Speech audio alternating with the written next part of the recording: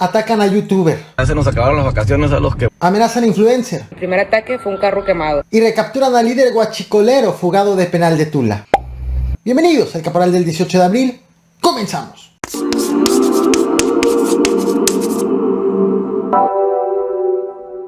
Lo que verás a continuación no es gente siendo solidaria ante un tráiler que regó toneladas de alimento para animal, esto en la carretera Mérida-Campeche. Lo que ves en este momento es una rapiña ocurrida el pasado sábado 16 de abril, luego de que un trailero volcó tras perder el control de su vehículo. Por fortuna no hubo una sola persona lesionada, pero sí hubo decenas de personas robando el alimento regado.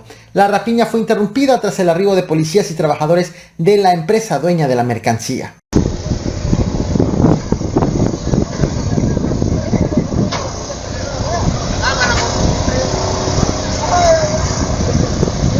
Parece broma, pero es real. Luego de que la oposición frenó la reforma eléctrica impulsada por el presidente Andrés Manuel López Obrador, el expresidente Vicente Fox celebró vía Twitter, confundiendo la bandera de México con la de Senegal. Estás viendo en pantalla su publicación. Actualmente Twitter está analizando si habilita la opción de editar los mensajes, pero en tanto no sea así, estas cosas seguirán pasando. Y como te lo platiqué en este video que ves en pantalla, minutos antes de que se votara la reforma eléctrica que se perfilaba con un freno de la oposición, el presidente Andrés Manuel López Obrador envió a la Cámara de Diputados la reforma a la ley minera para que sea aprobada en fast track, aprovechando que se requería mayoría simple y no las 2/3 partes de los votos. En la conferencia matutina de este lunes 18 de abril, el mandatario hizo un llamado a los diputados para que la votación se haga entre hoy mismo y mañana, lo cual finalmente ocurrió este mismo día, con la ausencia de legisladores de la oposición a modo de protesta. La votación fue en fast track, se dispensaron los trámites previos como la discusión en comisiones y fue aprobada sin modificaciones en lo general con 298 votos en favor y 197 abstenciones. Los votos en favor fueron de Morena y de sus aliados, así como de Movimiento Ciudadano, con excepción de 2 legisladores de su bancada. Llamo a los legisladores, ahora ya no se requieren 2/3 partes, es mayoría simple, y hago un llamado también respetuoso a los senadores, porque solo se requiere mayoría, para que si es posible,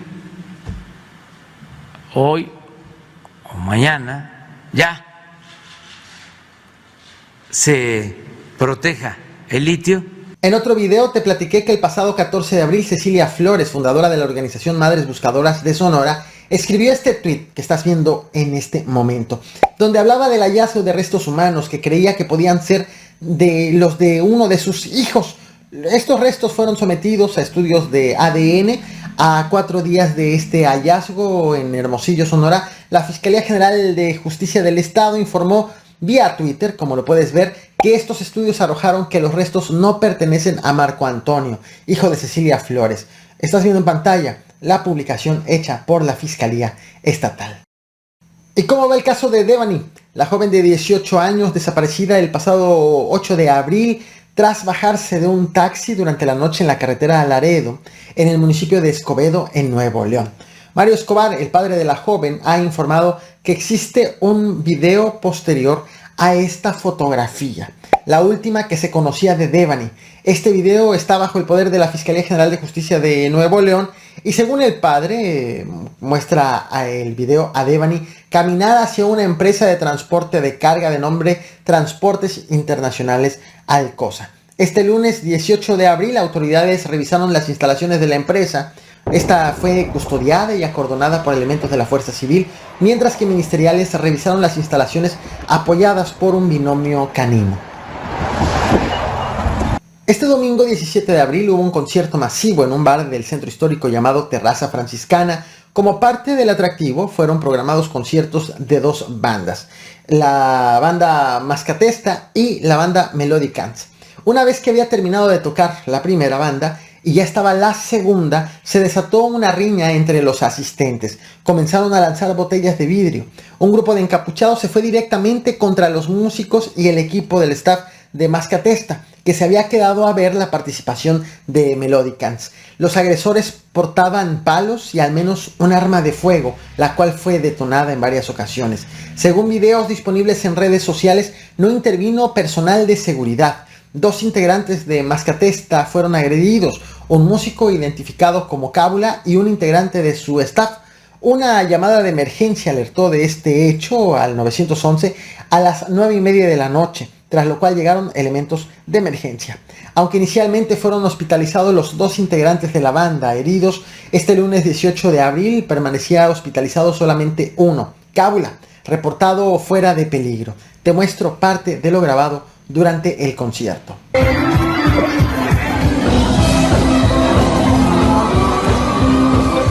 ¿Y cómo van las investigaciones por el enfrentamiento en el Estadio Corregidora por el hecho ocurrido el pasado 5 de marzo?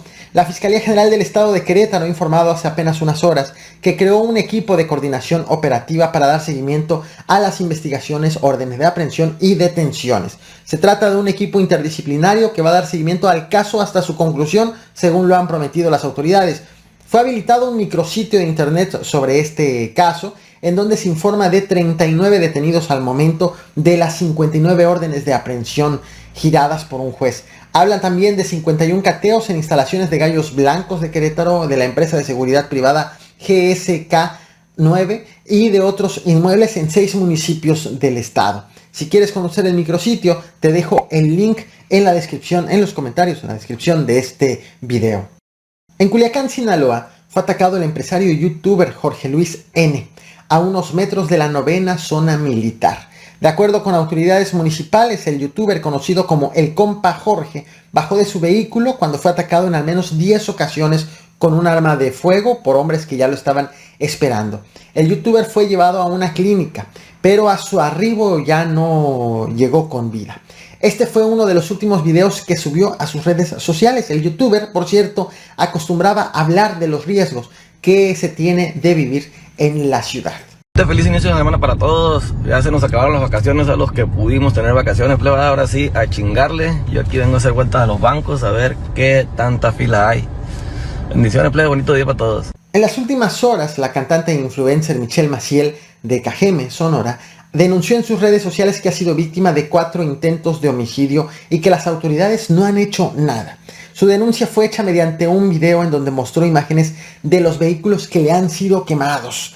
La crítica la dirige a la Fiscalía Estatal porque, aunque ha denunciado todas y cada una de las agresiones, asegura que las autoridades le han dicho que su denuncia no tiene validez. Tras subir este video, del cual te voy a mostrar un fragmento, la Fiscalía informó que ya mantiene comunicación con la denunciante y que ahora sí ya está investigando los hechos. Imagina que vives en México y tienes 4 intentos de homicidio y la policía no hace nada. Desde enero empezaron estos ataques. Al inicio pensamos que era falla del sistema. El primer ataque fue un carro quemado. Compramos otro carro, no duró ni un mes porque lo volvieron a quemar. ¿Recuerdas el rescate que se hizo el pasado 1 de diciembre del 2021 en el penal de Tula de Allende, Hidalgo? Esta camioneta que ves en pantalla fue usada en esa ocasión para derribar el acceso del penal y permitir la huida de 9 reos. La operación la hicieron delincuentes con el apoyo de autos que hicieron estallar en las inmediaciones del penal. Te dejo el link de este video en los comentarios por si quieres detalles de ese acontecimiento. Entre los fugados estaba José Artemio Maldonado, alias El Michoacano, identificado por las autoridades como líder de Pueblos Unidos, un grupo surgido en el año 2020 como presunta respuesta a las extorsiones hechas a productores de Michoacán. Sin embargo, autoridades le adjudican al grupo también actos delictivos y operaciones en localidades como Ario de Rosales, Nuevo Urecho, Pátzcuaro, Salvador Escalante, Taretán y Siracuaretiro. Antes del rescate del michoacano había ingresado al penal luego de ser detenido el 26 de noviembre del 2021 en Texcoco, Estado de México, acusado de 2 delitos, huachicoleo y secuestro. Sin embargo, apenas 5 días después de su detención fue rescatado del penal y 4 meses y medio después, es decir, este lunes 18 de abril, informaron las autoridades de la recaptura del michoacano. Esto en la colonia Doctores, en la alcaldía Cuauhtémoc, en la Ciudad de México, luego de haber andado huyendo por varias entidades del país. Las autoridades aseguraron que él ya había retomado las actividades delictivas así como la disputa de territorios a otros grupos delictivos. Con el michoacano fue detenido su hermano, identificado como Gerardo Maldonado, alias Shrek, acusado también de secuestro, aunque él trasladado al estado de Puebla, en donde ha sido requerido por un juez. Así es justo como se cierra un ciclo, o como casi se cierra un ciclo, con la detención del michoacano, a quien estás viendo en pantalla, considerado como uno de los objetivos prioritarios del gobierno federal. Y digo casi porque todavía hay fugados de ese 1 de diciembre que no han sido recapturados. Esto es lo que he preparado para ti. No olvides reventar el botón de like, compartir y suscribirte. Gracias.